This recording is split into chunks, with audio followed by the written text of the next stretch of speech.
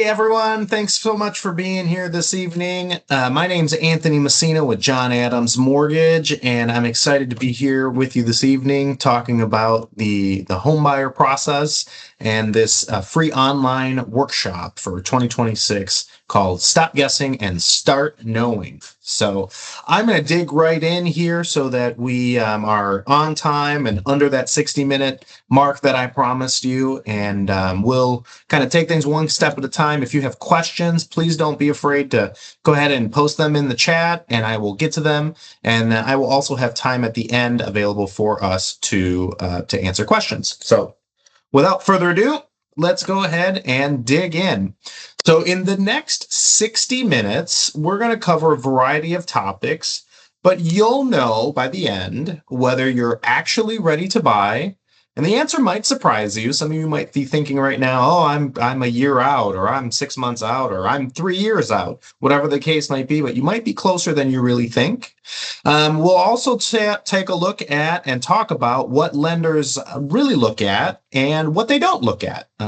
Those are very different things. Okay. And we're going to take you through the step-by-step pre-approval process, every document you're going to need, what it all looks like, what we look at specifically, and, kind of take it step by step there as well. How to strengthen your credit profile before you apply, making sure that you're in the best possible position to get the best possible rate and put you in the best possible scenario we can to get you into that home. And then we'll end with that exact next step. No vague idea, no, just a real action that you can do immediately following this to start on that home ownership journey.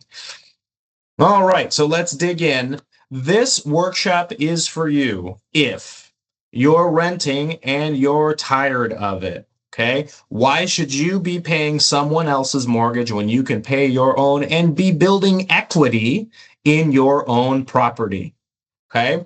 It's for you if you've been saving some money, but you're just not sure if you're actually ready. You're kind of like, well, how much do we need? I'm not really sure. We'll talk about all of that. We'll talk about if you think you don't qualify, but you've never really checked, this workshop is for you, right? So I think I might be close, but honestly, I don't know exactly what I need. So we're going to provide some clarity around all of that. And as I just said, we're going to give you some clarity before we make any moves so that you are ready to go and to get into that home, a home ownership dream that we all have at some point in our lives. So just a little bit about me, and I'll keep this to a minimum. So I'll be your guide tonight. My name is Anthony Messina with John Adams Mortgage, as I mentioned, and I am a licensed mortgage consultant focused in Metro Detroit here. So before I got into mortgages a while ago, I was an educator. And so education is very important to me, making sure that you are going through the process in a fashion that feels good and comfortable and that has clarity to it, making sure that you're making informed decisions all along the way. And once I got out of education, the first thing I actually did was get into real estate and worked as a real estate agent for a little bit. So I understand both sides of the process, right? So like what it takes and what it takes to look for a home and then what it takes to finance the home. So have clarity on both sides of that. I'm not doing real estate anymore, but I've gone fully into the mortgage side of things, and but with that knowledge, I can provide a different context that not every lender can provide for you. So the other good news is I have a lot of partners that I trust that I can refer you to if you're looking for a good real estate agent. We can talk about that after. So just real quick before we get into the meat of this, I want you in the chat to go ahead and type what you think the minimum down payment is to get into a home.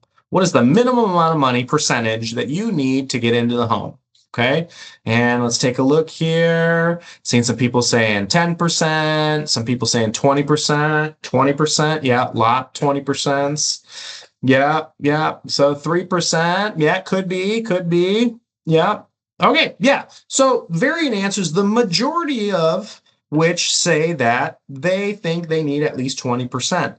And that's actually not true. That's one of the big, we'll say, myths around home ownership. Okay. And so many people think that, there's these myths that are around, and it's not the money that's the barrier. It's not necessarily having enough money in the bank to get into a home. It's misinformation. And so what I want to do tonight is to provide clarity and reduce your risk, because guessing just increases your risk. Okay, so we're going to eliminate fear and provide clarity and information. Sometimes there's too much information, and it kind of gives us that analysis paralysis there. Yeah, that happens too, for sure. And so we're going to work on talking about the 3 pillars of buying smart. Okay, there's financial clarity, strategic approval, and we're going to talk about that in depth.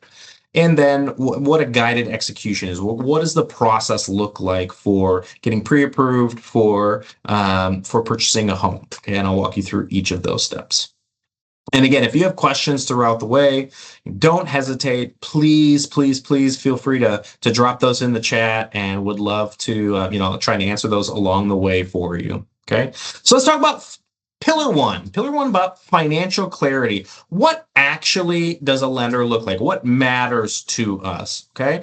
And so many people think that, you need to make a certain amount of money. And yes, you need money, obviously, to purchase a home, right? You have to have an income, but income stability tends to be more important for lenders than the amount of money you make, right? So if you've made, higher amounts of money, but your employment has been very inconsistent, that's going to be a little bit more risk for a lender than if you've made a consistent amount of money for a long time. You've been in your job for 15 years or 20 years. That stability right there is way more important to a lender than the actual amount that you make. Okay.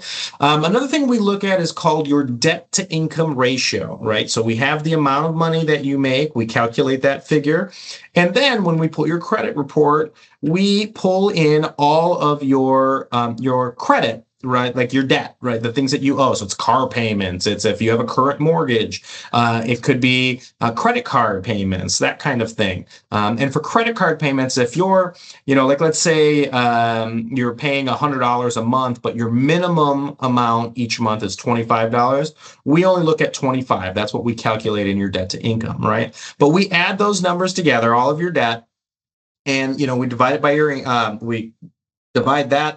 we divide your income by that debt number, and then we get a ratio there. And that ratio tells us, where you fall with that housing number, if it's going to be a tighter budget or not. And obviously, the higher the number, the more risk is involved there as well, which affects many things, including interest rate and so on. We're going to take a look at your credit profile. We're going to take a full picture. We're going to look at, we're going to look at your score, but we're also going to look at, say, trending data, right? So like if let's say you have a lower score, but it was from something that happened 5 or 6 years ago, but since then you've been paying on time and everything's been good, that all is going to factor in and play into this as well. So it's not just a number we look at, but it's the overall profile. Okay. And then the last thing we look at are your assets. Now, this isn't jewelry. This isn't a car. This is talking about how much money in the bank, right? And that bank could be your checking or savings account, could be your retirement accounts, or if you're going to be receiving gift funds from, say, a family member, right? So, mom and dad are excited you're going to be purchasing your first home, and so they're going to provide you with X amount of dollars towards your down payment and closing costs. And so, we account for all of that in the upfront portion. Okay. What don't you need to purchase a home? So you don't need 20% down. Okay. That is a myth that, that is long standing, but hasn't been true for many, many years. And, there are some people who can get into house for 3%, 3.5%, 5%, depending on the program, whether you're a first time home buyer or not. There's many different things. There are, veterans and USDA, which is a rural development loan, can get into a house for 0% down. Right. Um, or if you qualify for, say, Michigan down payment assistance, you could get in with just 1%. So it's all varies based on program and so on and so forth. And so, that myth of 20% down is exactly that. It's a myth. Okay. You don't need perfect credit. Some people think you have to have that, 760 or 800 in order to really be able to get into a home. And it's just not true, right? I can tell you a story. We had a client here at John Adams just a couple of weeks ago that they got a conventional mortgage approval with a 533 credit score. Right now, they had compensating factors, right? A high down payment amount. They had lots of assets in their bank account, so on and so forth. But even with a 533 credit score, we were able to get them into a conventional mortgage and get them into their dream home. Okay, so you don't have to have perfect credit. You don't have to have a whole bunch of money sitting in your bank account. Okay, there are many programs available. Obviously, depending on what you qualify for, there's the varying down payment amounts, percentage amounts. But like I said, there's also down payment assistance programs there that can help you, find the funds, we'll say, to get into the home that you want to be in. And so you don't have to have that giant savings account like many people think. Okay, and you don't have to be waiting years to get in.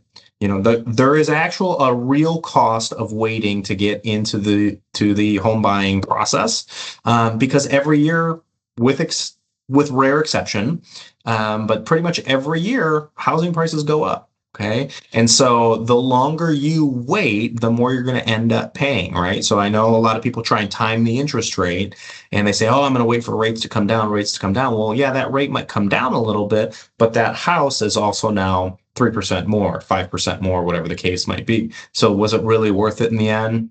I don't know. Okay. So don't want to wait too long. So let's talk about what the difference is between a pre-qualification and a pre-approval. So a pre-qualification is basically an estimate only. You can talk to a lender. You can, a lot of them use like online portals or widgets.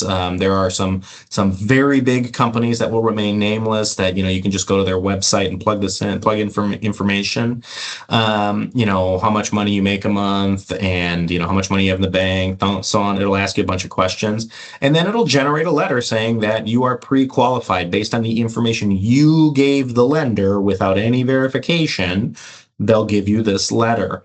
But there's no documents, no verification, and it's a little precarious, right? Because nothing's been verified. Okay, it limits your negotiating power. If there are two offers side by side for the same amount of money, both conventional mortgages will say one is a pre-qualification letter and the other is a pre-approval letter. The pre-approval is probably going to win in that situation, okay, because it's been verified. And having just a pre-qualification can actually slow down the process. So all of the things that a pre-approval is doing up front, right? Gathering documents, verifying income, doing those things. The lender who gave you the pre-qualification letter is going to have to do once you go under contract on a home, which could delay your closing. It could cost you more in points because, we have to extend your rate, whatever the case is, or rather they have to extend your rate. And so it could slow down the process. A pre-approval, on the other hand, is essentially a vetted approval, pre-approval. Okay. It's fully verified. We take a look at income. We take a look at assets, right? We look at bank statements. We take a look at your credit report. We really accurately calculate that debt to income ratio, making sure that everything is confirmed. And when you have a pre-approval letter, sellers will take you seriously. They know that someone has really crunched the numbers for you and you know what your budget is and that you are able to purchase the home that you are making an offer. Okay. It allows you to move fast and with confidence, right? In a tight market, there are still some areas here in Metro Detroit where homes are moving very quickly. And with a pre-approval letter and having had the conversations with your lender, you're going to be in a situation where, you could talk about strategy. You can talk about, okay, well, does this home qualify for an appraisal waiver? Does this home, can we structure it in this other way to help us win the offer? These are all things that you've already talked about because you've gone through the pre-approval process with your lender. Okay, so just another little step-by-step here. So for me as a lender, I always start with an initial conversation whenever someone reaches out that they're looking to get pre-approved for a home purchase. And that conversation is reviewing your goals, reviewing your timeline, and just talking about your overall financial picture. I always warn folks at the front that, it might seem a little bit invasive of a conversation. And it is. We're talking about money and banks. And so, it's just us making sure that you are going to be in the best and strongest position to purchase when it comes time to do that. Okay. After that initial conversation, I typically will send a link to our Loop portal. And this is the software that we at John Adams Mortgage here use to build your profile. And so you will go into the Loop app and start building that profile by adding information. It'll walk you through step by step what documents you need based on the way you answer questions. Are you W-2? Are you hourly? Whatever the case is. And it's all secure. You can actually just snap pictures of your documents and upload them right into the app, which is secure. It's more secure than email. It's more secure than text message. Okay. Once you've gotten that all filled out, then we do a credit pull and we take a look. We do what's called a tri-merge. So we're going to take all three credit bureaus and we take the middle number. If there are two borrowers, like let's say there's two partners or there's a mom and a daughter, whatever the case is, then we take 6 scores, right? 3 from the first person and 3 from the second person. And then we look at the middle scores and we take the lower of the middle score. And that then, along with all of the other credit profile information, helps us to continue to build that profile and put everything together for you. Like I said, the document collection, sometimes we'll need additional documentation during this process. That happened to me today, where I was working with someone who receives Social Security, and we just needed some extra documentation for verification on that. So pretty straightforward for the most part, but all can go through the app there. And then, once we've finished your profile, we have looked at all your documentations and verified that, calculated your debt to income, done all those things, and then we can issue you a pre-approval letter. And interestingly enough, many real estate agents won't even go tour houses until you have that pre-approval letter in hand. How fast I can get a pre-approval done, it really depends on how quickly you can get the documents in, right? So the sooner you get all the documents I need for verification into me, the sooner I can get that out. Okay. In some instances, we will do what's called a TBD underwrite. And, if our margins are a little close, or it's kind of a special situation, we'll send that off to the underwriter up front so that they take a look at things, make sure you're in great position, and then get back to us. And once we have that, then it's not a pre-approval, it's actually a conditional approval. And so it makes your offer even stronger yet. Okay. So just in general, the different documents you're going to need.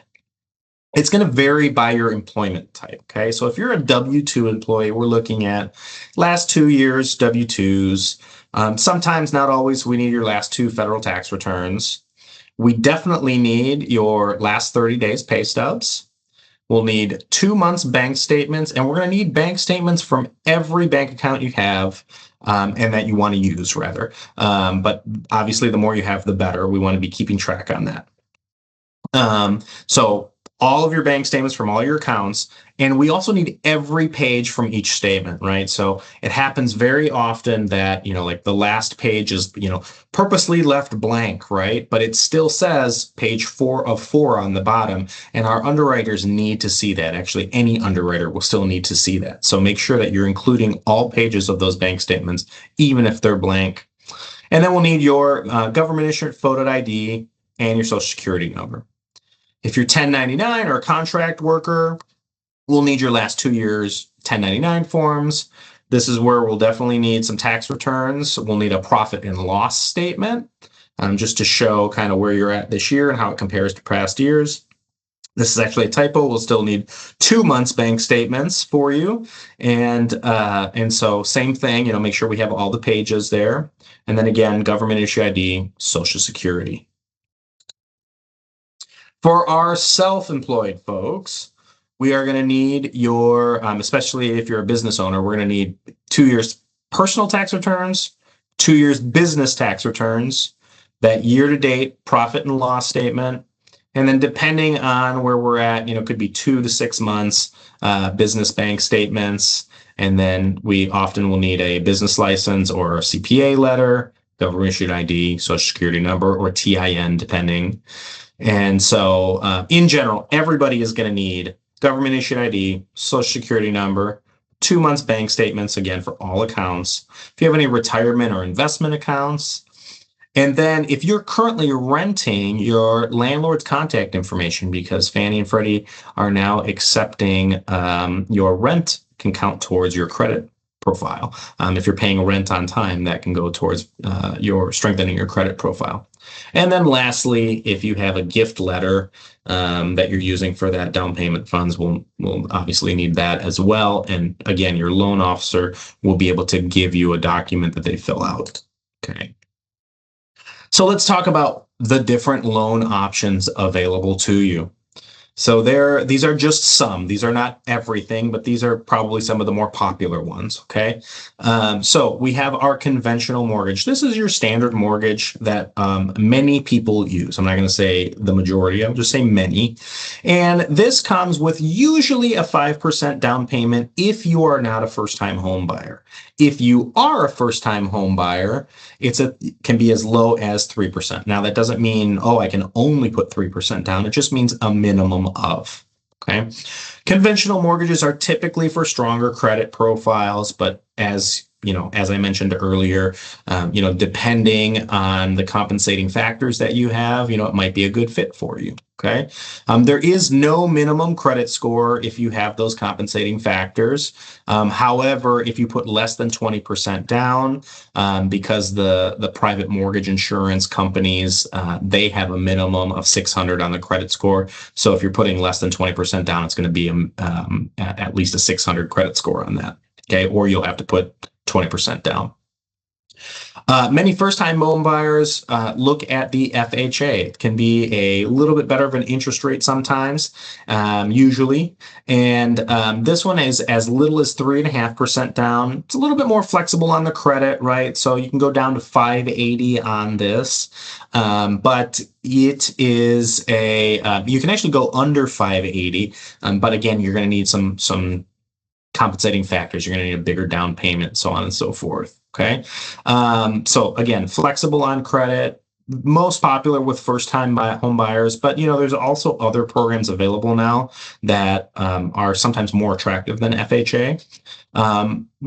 Primarily because an FHA loan has what's called MIP. It's the same thing as PMI, but it's the government version, okay? And so the difference between a conventional mortgage PMI and FHA MIP is that with conventional PMI, at 20%, once you have 20% equity in your home, so you're making payments, you're building equity, once you hit that 20% equity, then the PMI falls off. That mortgage insurance falls off, so you don't have to pay it. It could save you an extra, $100, maybe a bit more, depending. It all varies depending on your profile.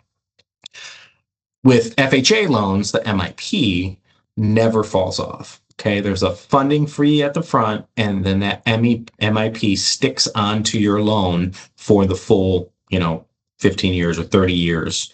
Whatever the program that you're in is. Okay. So that is, one of the differences there. More flexible, but has that PMI, we'll call it, for the life of the loan. Whereas the conventional mortgage, not quite as flexible, but that mortgage insurance falls off.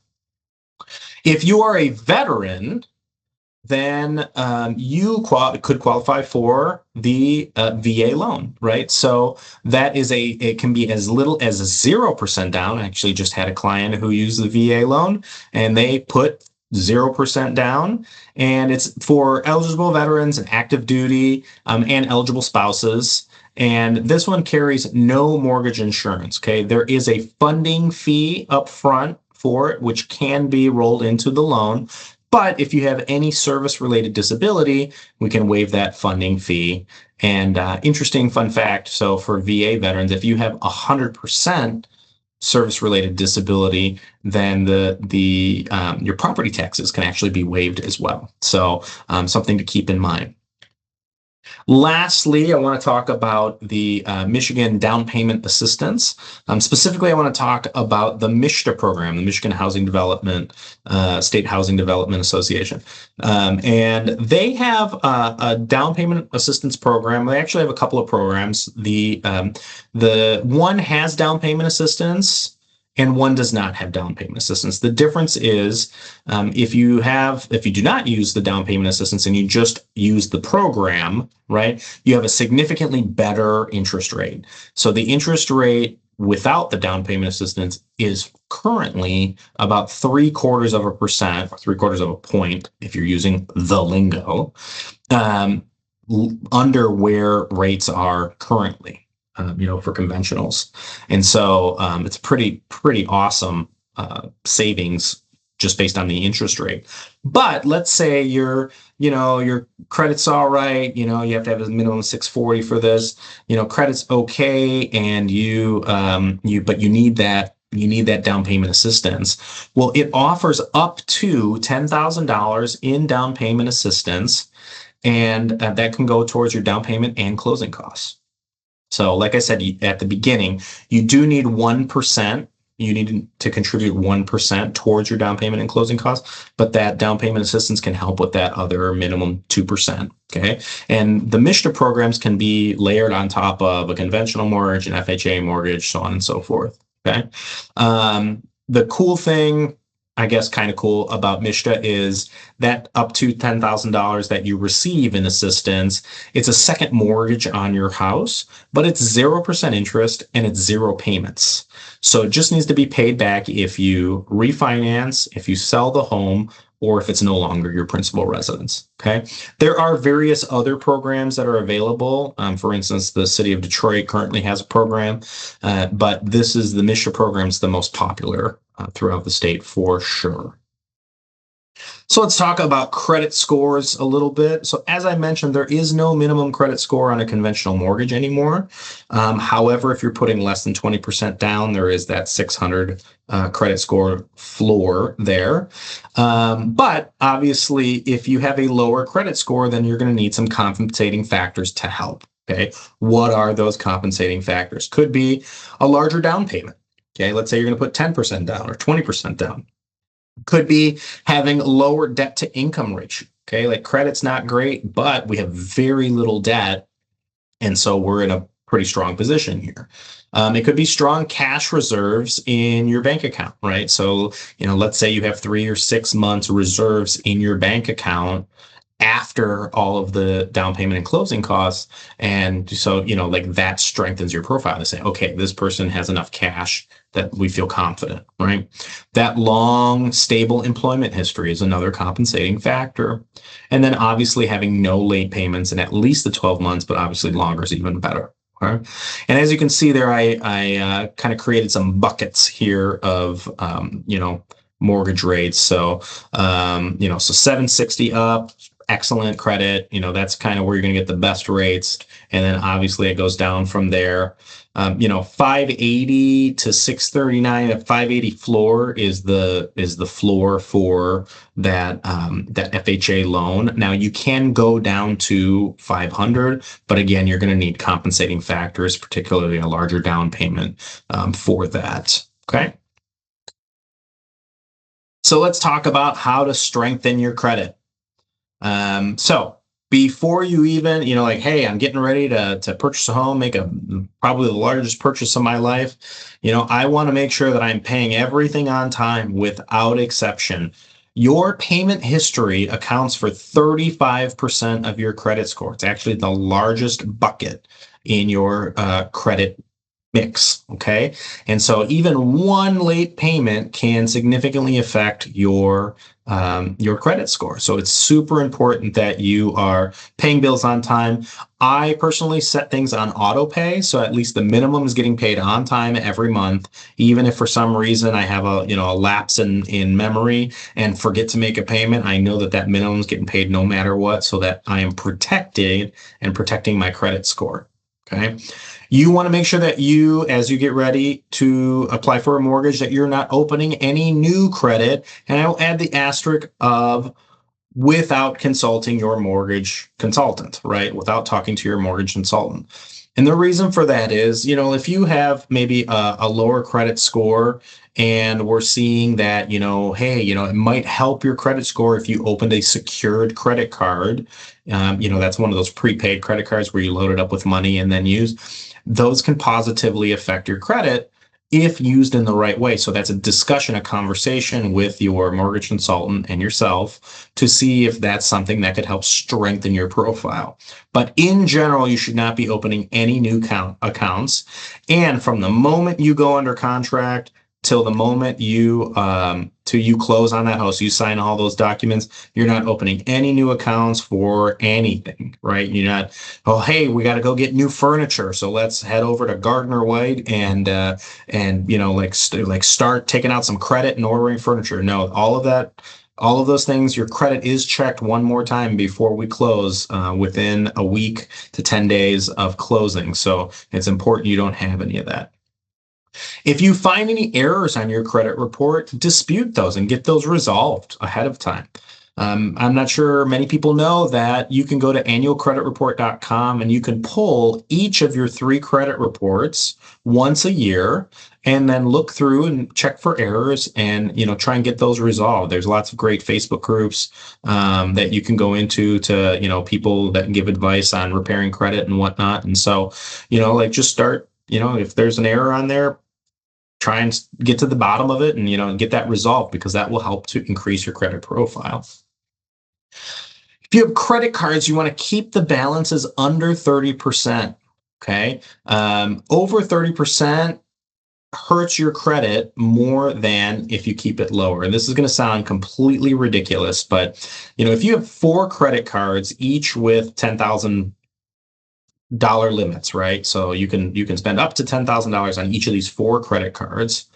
It is better to have $10,000 in credit spread over those 4 cards evenly than it is to have one card all the way spent up to $10,000, right? Because that's going to show high credit utilization and that's going to negatively impact your score. Whereas if it's spread evenly, it's going to look better. Now, obviously, ideally, we want to keep each card under 10%, but I also realize that that's not always necessarily feasible. So try and keep them under 30% to increase that profile. This is going to sound counterintuitive as well. Do not close old accounts. So if you have a credit card and you're like, I'm not using that credit card anymore, I'm going to cut it up and I'm going to call and I'm going to cancel the account. Well, don't call and cancel the account, because credit length, the credit history, is something that factors into your credit score. So having older, longer credit accounts open actually helps you. So in that situation, obviously if there is an annual fee attached to the card, you might want to downgrade it to a no fee card, but then just cut up that card and just stop using it. It's the best way to do that. Okay. But keep credit cards open and don't close them, because it'll actually negatively affect your history. And then if you're, in the process of trying to get a home and, something happens, just talk to me.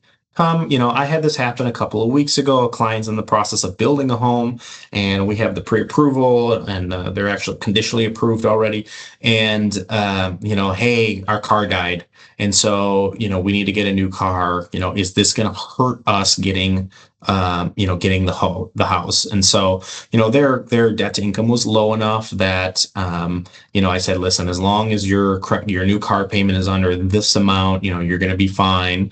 But, they were smart enough to come and check with me first, whereas, if you make, even moving money between accounts can sometimes raise red flags for underwriters. So just, before you make those moves, just check with me, check with your mortgage consultant. So let's talk about, how do we get from getting a pre-approval all the way to keys? So these are the steps that are involved in the home buying process. So obviously, getting with a lender, getting that pre-approval, step one. Again, like I think I mentioned earlier, many agents won't even go and show you houses until you have that pre-approval letter. So just make sure that, that's step number one. After that, you're going to find an agent you jive with, make sure that, you're on the same page and you're feeling good. And they're going to be they're going to send you homes. You're going to send them homes. I'm sure you're looking on realtor.com and Zillow and all those other places, right? And so, then you're going to go and tour homes, and, that agent is going to talk about the good, the bad, the ugly, all that kind of stuff, and help you write offers and all of that. And then once you find a house you love, you want to make an offer on, that agent's going to help you structure that offer and hopefully get it accepted. Once an offer is accepted, you will make what's called an earnest money deposit. Okay, that's your good faith deposit up front, which your agent can explain to you more. And then typically you have an inspection. All right. So I know many agents really encourage you to always have an inspection. Okay. And just making sure that house is in good shape, that you're purchasing. Again, it's your largest financial purchase you're going to make in your life, probably. So you want to make sure that you're buying a quality product. Okay. Once this inspection is satisfied, the agent will notify your lender, me, and then at that point we order the appraisal. And the appraisal is we send an independent third party out to evaluate the value of the home. They compare it to other homes that have sold in that community, and give us a valuation of it. And then once that's done, it's typically back and forth a little bit between your lender and yourself. There might be some conditions that need to be satisfied, some documentation that we need. You're going to need to get an insurance policy for the house, and so on, and a couple other things. And then you get to the closing table and you get those keys to your home. Super exciting. And, I've gone to many closings as a lender, and it's always wonderful to see the faces on the client's face as they get the keys and get to talk to the former homeowner about the neighbors and so on and so forth. So, okay. So normally I would run us through kind of what a like a $300,000 payment would look like, but we're running a little tight on time here, and so things to keep in mind, a $300,000 purchase price, you're looking at a down payment of 3 to 5%. Okay. Again, it depends if you're having the down payment assistance, could be as little as 1%. But, in general, you're looking somewhere between $9,000 and $15,000. And then, you have to include obviously taxes and insurance in your monthly payment as well. You will pay your first year of insurance up front, but then after that, you will, after that first year, you'll pay your first year up front, but then in your monthly payment, you will be building up an escrow account to pay your next year's insurance and taxes as well. So that when the time comes, the lender, the mortgage company just pays that for you, so you don't even have to worry about it. Okay.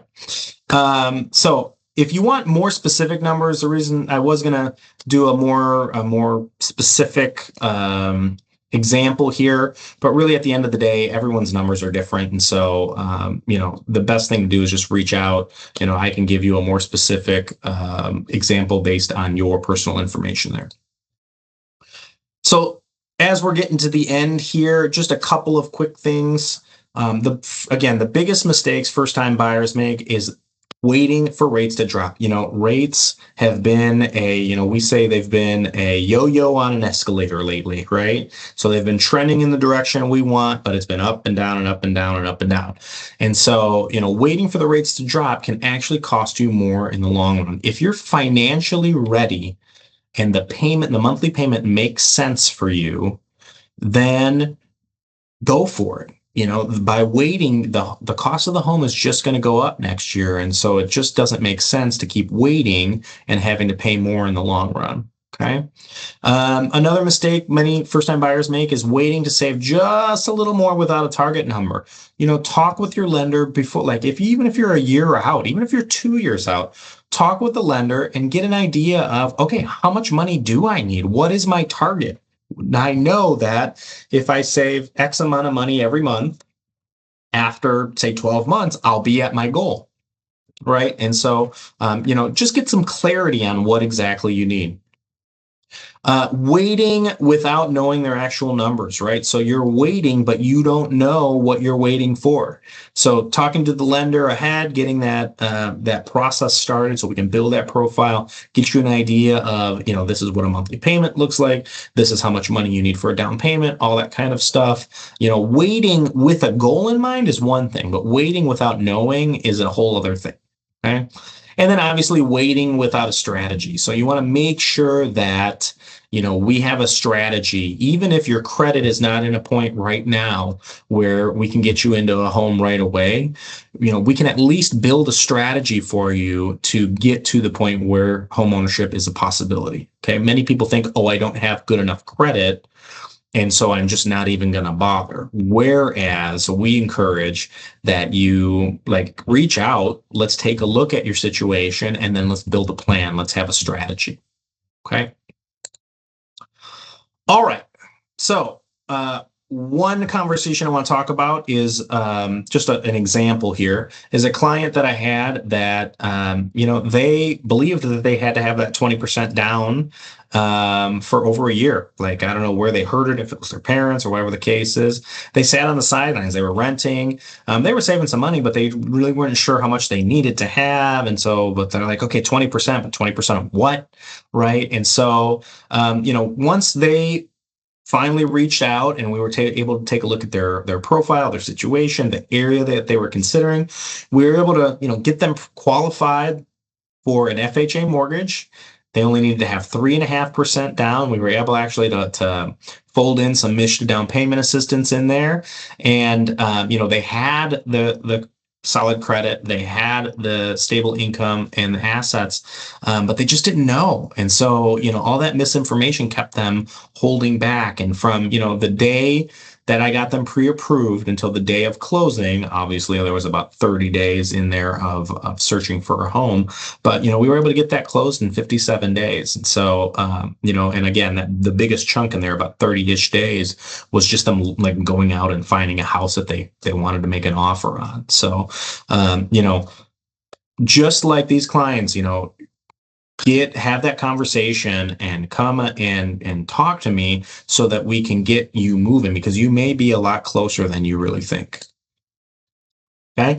So your game plan going forward for the rest of the year and here in the near future is start with that free consultation. I'm happy to meet with you. It takes about 15 minutes. We'll take a look at actual numbers. We're not guessing on things, and kind of figure out where you're at, where you need to be, and come up with that strategy. And we're going to come up with a custom strategy for you, making sure that it fits within your comfort payment, because oftentimes people get pre-approved for more house than they want. They might afford might be able to be pre-approved for a $500,000 house, but when they look at that monthly payment, that's not a monthly payment they want. So I can actually talk to you about, I know you're pre-approved up to this, but here's the zone that you want to stay in if you want this amount of payment. Okay.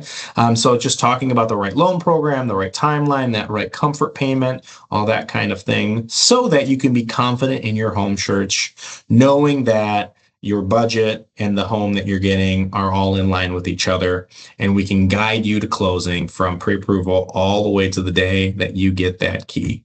Okay. Looks like I forgot the QR code there. My bad. I will definitely send that out after this email. or after this workshop here.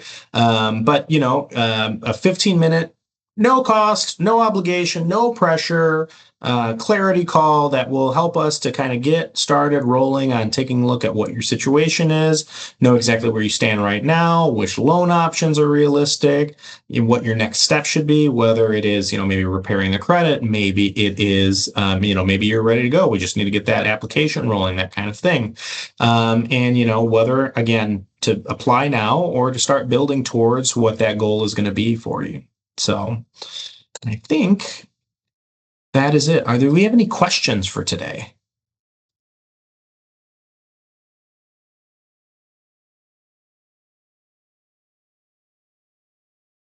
All right, great. Well, I just want to thank everyone for coming in today, and I hope this was helpful.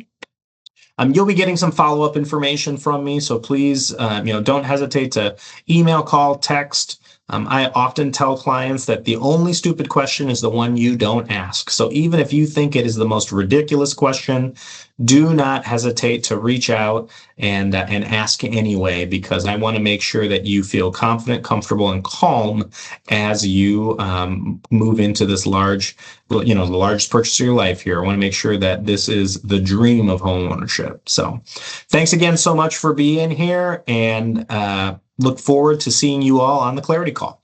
Take care. Bye-bye.